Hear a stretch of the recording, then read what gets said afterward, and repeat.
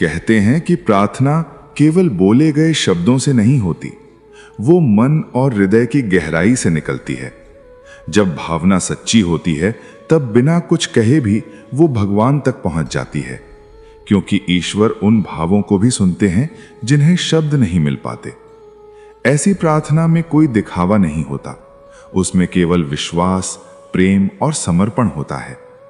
भगवद गीता का 12वां अध्याय भक्ति योग का अध्याय कहा जाता है। इस अध्याय में भगवान श्री कृष्ण सरल और स्पष्ट शब्दों में बताते हैं कि ईश्वर को पाने का सबसे सहज और सुलभ मार्ग भक्ति है। अर्जुन के प्रश्न के उत्तर में भगवान ये समझाते हैं कि निराकार की उपासना कठिन है, जबकि साकार रूप में भगवान का स्मरण करना, उनसे प्रेम करना और उन पर भरोसा रखना मनुष्य के लिए अधिक सरल होता है। इस अध्याय में भगवान श्री कृष्ण उस भक्त के गुणों का वर्णन करते हैं जो उन्हें प्रिय है। वे कहते हैं कि सच्चा भक्त किसी से द्वेष नहीं रखता, करुणा से भरा होता है, अहंकार से मुक्त होता है और सुख दुख, लाभ हानि, मान अपमान में समान भाव रखता है। ऐसा भक्त न किसी को कष्ट देता है और न स्वयं कष्टित होता है। उसका मन शांत रहता है और वो हर परिस्थिति में भगवान पर विश्वास बनाए रखता है। श्रीमद् भगवद गीता के 11वें अध्याय में ऐसा ही एक गहन क्षण आता है, जब अर्जुन के आग्रह पर भगवान श्री कृष्ण उन्हें अपने विराट विश्व रूप का दिव्य दर्शन कराते हैं। इससे पहले तक भगवान श्री कृष्ण अर्जुन के लिए सखा और मार्गदर्शक के रूप में साथ खड़े थे। उन्होंने अर्जुन को वो ज्ञान दिया जो उनके जीवन और कर्तव्य के लिए आवश्यक था। वे बातें बताईं जो उनके मन के प्रश्नों का उत्तर थीं और अपनी उन विभूतियों का परिचय कराया जिनके बारे में अर्जुन पहले नहीं जानते थे। उस समय तक अर्जुन भगवान श्री कृष्ण को अपने सखा के रूप में ही देखते थे और उसी भाव से उनसे संवाद करते थे। परंतु जब उन्हें दिव्य दर्शन प्राप्त हुए तब अर्जुन के हृदय में गहरा परिवर्तन आया। उन्हें यह अनुभव हुआ कि जिनके साथ वे अब तक सखा बनकर खड़े थे वे स्वयं साक्षात भगवान हैं। उस क्षण अर्जुन का मन श्रद्धा से भर गया और वे पूर्ण विनम्रता के भाव में झुक गए। अर्जुन प्रेम और अनुराग का प्रतीक हैं और जब किसी व्यक्ति के मन में भगवान के लिए ऐसा ही निष्कपट प्रेम और सच्चा लगाव जागृत हो जाता है तब भगवान उसे भी अपना अनन्य सखा मान लेते हैं और उसे वही सच्चा मार्ग दिखाते हैं, वही दिव्य ज्ञान प्रदान करते हैं जो उन्होंने अर्जुन को दिया था।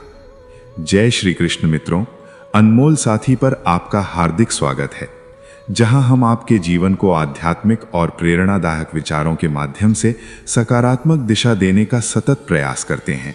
आप श्रवण कर रहे हैं श्रीमद् भगवद गीता के अध्यायों की एक नई श्रृंखला जिसका नाम है भगवद गीता की शिक्षाएं और हमारा जीवन।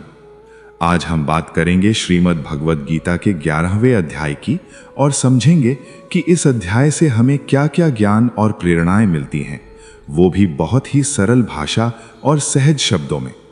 यदि ये दिव्य यात्रा आपको प्रेरणादायक लगे तो इसे शेयर करके अवश्य आगे बढ़ाएं और कमेंट में जय श्री राधे कृष्ण लिखकर अपनी श्रद्धा भी प्रकट करें।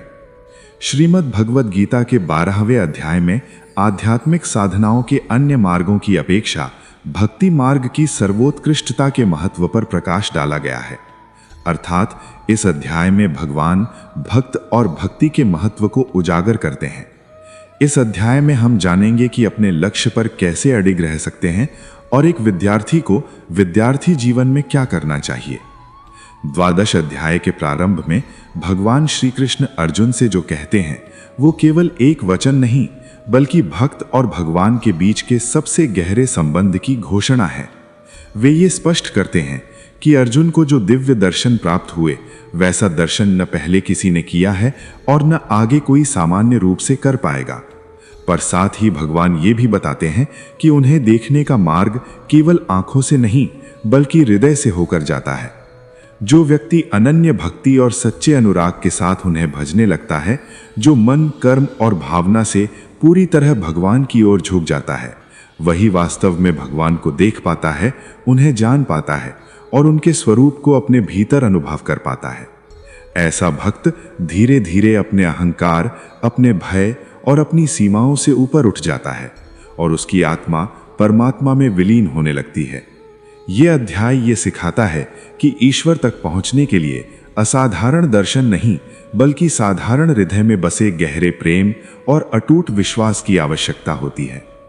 इस अध्याय का प्रारंभ अर्जुन द्वारा श्री कृष्ण से पूछे गए इस प्रश्न से होता है कि वो योग में किन्हें पूर्ण माने, क्या उन्हें जो भगवान की साकार रूप में भक्ति करते हैं या उन्हें जो निराकार ब्रह्म की उपासना करते हैं। इसका उत्तर देते हुए श्री कृष्ण कहते हैं कि दोनों मार्ग भगवत प्राप्ति की ओर ही ले जाते हैं, किंतु वे उनकी साकार रूप की पूजा करने वाले भक्त का श्रेष्ठ योगी के रूप में सम्मान करते हैं। वे स्पष्ट करते हुए कहते हैं कि मायाबद्ध देहधारियों के लिए उनके निराकार अव्यक्त रूप की आराधना करना कष्टदायक और अत्यंत कठिन है, जबकि साकार रूप की आराधना करने वाले भक्त अपनी चेतना के साथ भगवान में विलीन हो जाते हैं और उनके प्रत्येक कर्म भगवान को समर्पित होते हैं तथा वे शीघ्रता से जीवन मरण के बंधनों से मुक्त हो जाते हैं। इसलिए श्री कृष्ण अर्जुन को अपनी बुद्धि उन्हें समर्पित करने और अपने मन को केवल उनकी प्रेममयी भक्ति में स्थिर करने के लिए कहते हैं, किंतु ऐसा प्रेम प्रायः संघर्षमयी आत्मलभ्य नहीं होता। इसलिए श्री कृष्ण अन्य विकल्प देते हुए कहते हैं कि यदि अर्जुन तुरंत अपने मन को पूर्ण रूप से भगवान में एकाग्र करने की अवस्था प्राप्त नहीं कर सकता, तब उसे निरंतर अभ्यास द्वारा पूर्णता की अवस्था को प्राप्त करने का प्रयास करना चाहिए। भक्ति कोई रहस्यमयी उपहार नहीं है, इसे निरंतर प्रयास से पोषित किया जा सकता है। यदि अर्जुन इतना भी नहीं कर सकता, तब भी उसे पराजय स्वीकार नहीं करनी चाहिए, अपितु इसके विपरीत उसे केवल श्री कृष्ण के सुख के लिए अपने कर्तव्यों का पालन करना चाहिए। यदि उसके लिए ऐसा करना भी संभव नहीं है, तब उसे अपने कर्म फलों का त्याग कर देना चाहिए और अपनी आत्मा में स्थिर हो जाना चाहिए। अब श्री कृष्ण बताते हैं कि लौकिक कर्मों से श्रेष्ठ ज्ञान अर्जन करना है और ज्ञान अर्जन से श्रेष्ठ ध्यान है और ध्यान से श्रेष्ठ कर्म फलों का त्याग करना है, जो तुरंत ही परम शांति प्राप्त करने के मार्ग की ओर ले जाता है। इस अध्याय में उनके प्रिय भक्तों के अद्भुत गुणों का वर्णन किया गया है, जो भगवान को अत्यंत प्रिय हैं। इस अध्याय के प्रारंभ में अर्जुन कहते हैं, एवं सतत युक्ता ये भक्तास्त्वाम पर्युपासते ये चाप्यक्षरम अव्यक्तम तेषाम के योग वित्तमाह। अर्थात अर्जुन ने पूछा, आपके साकार रूप पर दृढ़ता पूर्वक निरंतर समर्पित होने वालों को या आपके अव्यक्त निराकार रूप की आराधना करने वालों में से आप किसे योग में पूर्ण मानते हैं। इस बात का उत्तर देते हुए भगवान श्री कृष्ण कहते हैं कि मय्या वेश्य मनो ये मां नित्य युक्ता उपासते श्रद्धया परयोपेतास्ते में युक्त तमाम मताः। अर्थात आनंदमयी भगवान ने कहा, वे जो अपने मन को मुझ में स्थिर करते हैं और सदैव दृढ़ता पूर्वक पूर्ण श्रद्धा के साथ मेरी भक्ति में तल्लीन रहते हैं, मैं उन्हें सर्वश्रेष्ठ योगी मानता हूं। अतः अर्जुन ने जब ये प्रश्न पूछा कि हे भगवान, आपको क्या मानकर पूजना ज्यादा अच्छा है, साकार रूप या फिर निराकार, तब श्री कृष्ण ने कहा, जो भक्त मन को एकाग्र करके श्रद्धा से युक्त होकर मुझ सगुण रूप परमेश्वर को भजते हैं, वे मुझे योगियों में श्रेष्ठ लगते हैं। परंतु जो भक्त अपनी इंद्रियों को वश में करके मन और बुद्धि से परे मेरे अविनाशी रूप पर ध्यान लगाते हैं, वे मुझे ही प्राप्त होते हैं। जो भक्त अपने कर्मों को मुझ में अर्पण करके मेरा चिंतन करते हैं, वे भी मुझे ही प्राप्त होते हैं। इसलिए हे अर्जुन, तू मन को मुझ में ही लगा, और अगर तेरे लिए मन को वश में करना संभव नहीं है, तो तू योग द्वारा मुझको प्राप्त करने का प्रयत्न कर। जिसके क्रोध और सभी द्वेष समाप्त हो गए हैं, वो भक्त मुझे बहुत पसंद है। अगर तू मन को रोकने के अभ्यास में भी असफल है, तो तू मेरे लिए ही कर्तव्य परायण हो जा और कर्म फल का त्याग कर दे। अभ्यास से ज्ञान श्रेष्ठ है, ज्ञान से मुझ परमेश्वर का ध्यान श्रेष्ठ है, और इस ध्यान से भी श्रेष्ठ है सभी कर्मों के फल का त्याग करना, जिससे तुरंत ही शांति मिलती है। जो व्यक्ति हर तरह के सुख दुख, शत्रु और मित्र भाव, लाभ हानि, मोह और इच्छा, हर तरह के मौसम से मुक्त है, और जो सभी प्राणियों को बराबर देखता है, और जो अपने मन और इंद्रियों को पूरी इच्छा शक्ति से वश में किए हैं, वही परमानंद के लिए श्रेष्ठ है। जो निंदा और प्रशंसा को एक समान समझता है, जो किसी भी स्थान पर किसी भी भोजन के साथ रह सकता है, अर्थात जो मिल जाए उसमें संतुष्ट रहते हैं, वो भक्त मुझे श्रेष्ठ लगता है, और उनमें भी जो निष्काम भाव से अपना कर्म करते हैं, जो यहाँ प्रकट किए गए इस अमृत रूपी ज्ञान का आदर करते हैं और मुझ में विश्वास करते हैं तथा निष्ठापूर्वक मुझे अपना परम लक्ष्य मानकर मुझ पर समर्पित होते हैं, वे मुझे अति प्रिय हैं। दोस्तों, इस अध्याय में हमें ये महत्वपूर्ण शिक्षा दी गई है कि मनुष्य को अपने ही पुराने अनुभवों से सीख लेकर आगे बढ़ना चाहिए। जो विद्यार्थी या जो व्यक्ति अपने जीवन में कुछ बड़ा करना चाहता है, उसके लिए ये आवश्यक है कि वो स्वयं को पूरे विश्वास के साथ अपने गुरु को समर्पित करे और उनके द्वारा बताए गए सही मार्ग का चयन करे। लक्ष्य तक पहुंचने के लिए केवल इच्छा पर्याप्त नहीं होती, उसके लिए निरंतर कर्म और अनुशासन भी जरूरी होता है।